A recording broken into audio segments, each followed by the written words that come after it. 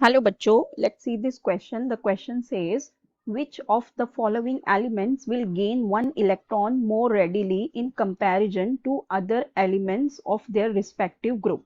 Option A sulfur, B sodium, C fluorine and D nitrogen.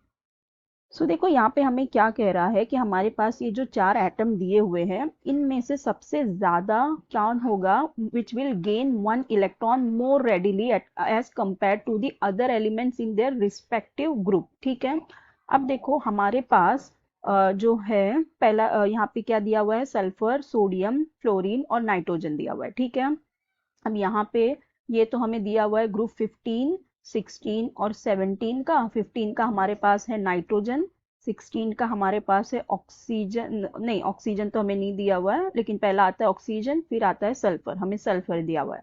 फिर हमारे पास क्या दिया हुआ है, फ्लोरीन दिया हुआ है। और फिर जो हमारा ग्रुप 1 में आ जाएगा कौन सा, हमें दिया हुआ है सोडियम दिया हुआ है। ठीक है, अब देखो जो हमारी इलेक्ट्रॉन एंथैल्पी होती है, मतलब कौन कितना जल्दी इलेक्ट्रॉन को जल्दी से ले लेगा, इलेक्ट्रॉन को एक्सेप्ट करेगा, उसे हम क्या कहेंगे, उसकी इलेक्ट्रॉन एफिनिटी कहेंगे।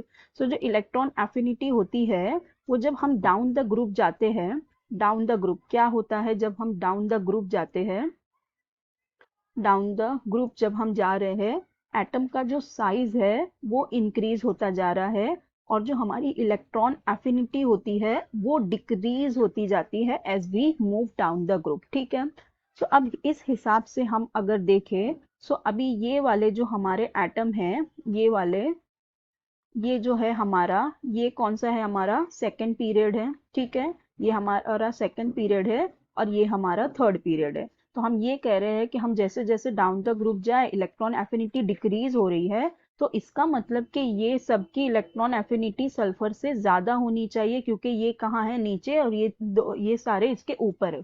लेकिन ऐसा होता नहीं है। क्यों? क्योंकि यहाँ पे क्या होता है कि हम जैसे जैसे डाउन द ग्रुप जा रहे हैं इनका साइज इंक्रीज होता जा रहा है। इसका मतलब ये जितने हमारे सेकंड पीरियड वाले एटम हैं इन सब का क्या होता है, they are very small sized atom. ठीक है, ये बहुत ही छोटे होते हैं साइज में।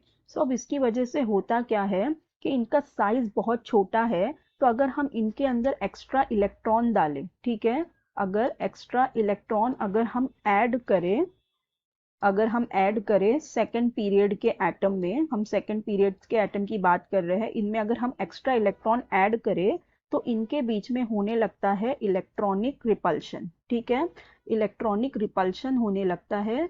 जिसकी वजह से क्या हो जाती है, इनकी इलेक्ट्रॉन एफिनिटी जो होती है वो कम हो जाती है as compare to the group third element, as compared to third period के एलिमेंट से। ठीक है, यहाँ पे होगा क्या कि होना ये चाहिए था कि इनकी ज्यादा हो, लेकिन होती किसकी सबसे ज्यादा है, सल्फर की होगी।